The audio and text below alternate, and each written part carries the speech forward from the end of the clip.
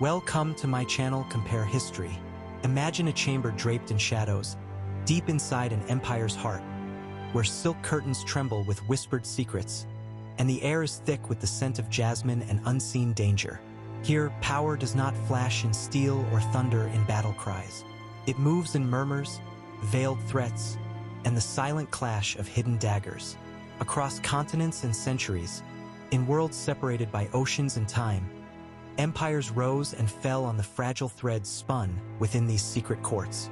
The Ottoman, Zhou China, and Kush kingdoms, each shaped not only by armies and laws, but by the women who ruled in shadows, their ambitions tangled in labyrinths of loyalty and betrayal.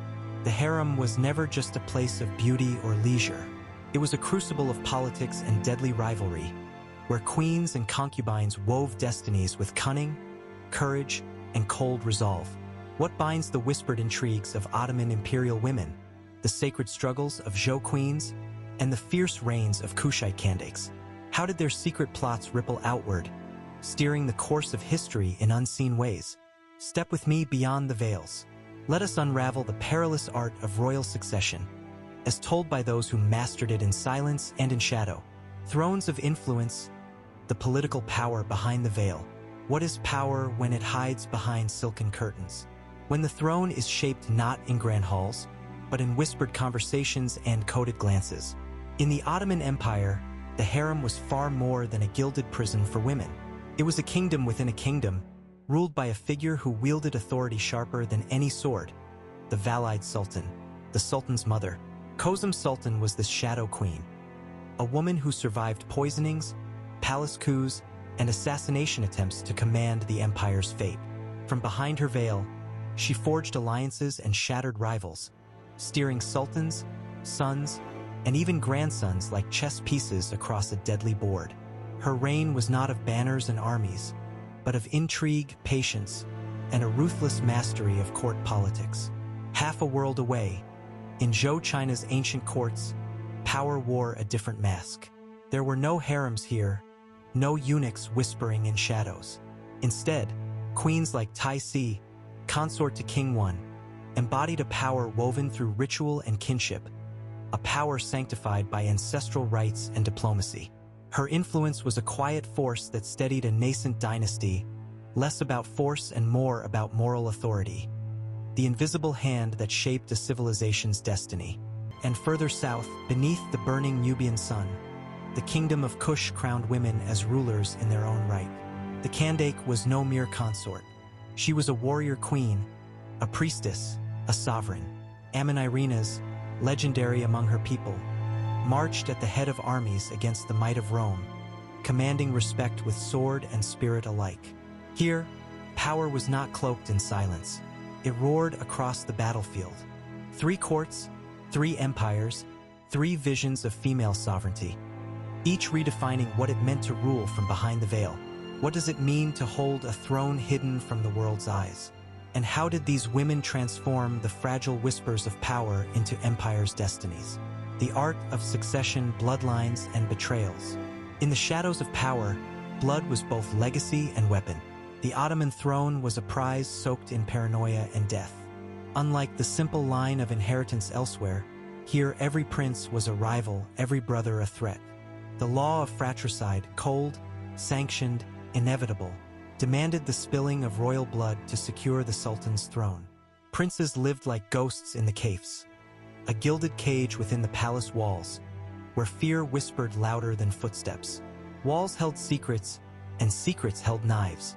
Surviving in this deadly game meant mastering suspicion and betrayal. Meanwhile, in the courts of Zhou China, succession was wrapped in ritual yet riddled with conflict. The eldest son was heir by tradition, but concubine sons challenged this order, igniting fires within royal halls. The tale of Duke Zhuang of Lu reveals a kingdom torn by palace intrigues, where favor, family, and fate collided with violent consequences. In Kush, the bloodline was traced through the queen mother.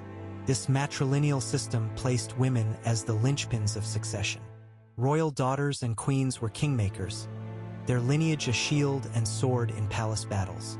Amanishakito's reign, marked by power and independence, challenged assumptions about ancient female authority. When blood was currency, what did survival demand? Was it loyalty, cunning, or something darker still? The harem as a political theater. The Ottoman harem was not a tranquil retreat, but a stage of shifting alliances and whispered wars. Here, each woman played a part, from the sultan's mother to consorts who wielded influence by favor or fear, to eunuchs who whispered secrets and enforced order. This fragile ecosystem birthed what history calls the Sultanate of Women. Women like Hurrem Sultan broke all rules, marrying Suleiman the Magnificent and igniting palace rivalries that shook the empire's foundations. Power was a performance, and the harem its volatile theater.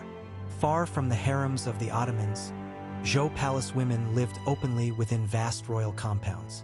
Their power flowed through ritual dances and sacred ceremonies that declared the king's divine right. Yet behind this ritualized grace lay ruthless political games, like the tragic exile of Queen Jiang, a silent reminder of the high stakes beyond the stage. In Kush, queens were priestesses and political actors, blurring the lines between sacred duty and worldly power. Serving the god Apidmak, these women held dual authority, their rituals echoing the clash of swords on distant battlefields. How did these private dramas reflect the empire's public struggles for survival? Religion, ritual, and royal legitimacy. To rule was to claim the god's favor. The Ottoman sultans were caliphs, guardians of Sunni Islam, and the harem itself was sanctified, a sanctuary preserving the royal bloodline's purity. The birth of a male heir was no mere event. It was a sacred rite, echoing with political meaning and divine sanction. In Zhou China, the mandate of heaven was the invisible crown resting on the monarch's head. Queens channeled this celestial authority through ancestor worship and ritual. Their sacred dances and offerings kept the fragile bond between earth and sky, king and cosmos, intact. Losing heaven's favor meant losing everything. Kushite queens were living bridges between gods and men. The Kandake's military might was wrapped in religious authority. As warrior and priestess, she embodied divine protection. The sword she wielded was as much a symbol of sacred power as of earthly command. What happens when the line between divine right and mortal rule blurs in the hands of queens? Women warriors and military power. The clash of swords often echoed beyond the battlefield, into the very chambers of power. In Kush, Amanirenas was no distant queen. She led armies, a fierce lioness against Rome's legions, her courage carved into stone and story. She shattered conventions, proving that power could be both feminine and ferocious. Zhou China's Fu Hao, consort to King Wu Ding, wielded not only sacred rites but also weapons. Her tomb, uncovered centuries later, revealed a commander adorned with arms and armor. A queen who fought alongside her warriors, sacred and deadly. Ottoman women rarely stepped onto battlefields, but their influence shaped military fate. By guiding sons and allies, they directed empire's wars from shadows, their counsel a secret weapon. How did these cultures reconcile the fierce art of war with the expected roles of women? Poison, plots, and palace intrigue. Behind velvet curtains, poison was the silent scream. Ottoman history is laced with whispers of assassinations and plots. The hand of the Kisler Aga, the chief eunuch, reaching deep into palace intrigues. Kozum Sultan's survival across coups was no miracle but a testament to ruthless cunning in a lethal court. Zhou's spring and autumn annals tell of conspiracies spun in silence. Rival consorts plotting poison, princes vying for influence with deadly craft. This was a world where trust was a luxury few could afford. Though Kushite records are sparse, carved reliefs hint at ruthless battles for power within royal walls. Queens who wielded authority with merciless resolve, their rule secured through shadows and steel. What price did these women pay for power behind closed doors? How deep did the poison run? Legacy and historical memory. Time is the greatest thief of women's stories. Ottoman women's power faded beneath Victorian fantasies, recast as mere ornaments trapped in decadent harems, their fierce sovereignty obscured. Zhou queens were muted by Confucian voices that elevated male authority, their sacred roles reduced to footnotes. Yet modern scholarship breathes life into their forgotten legacies. revealing indispensable influence. Kushite queens vanished from the pages of Greco-Roman histories, but now rise again. Icons of African sovereignty and female strength, their names reclaimed from the dust. How do we reclaim the memory of these shadow sovereigns? And what do their stories teach us about power's true shape? Conclusion.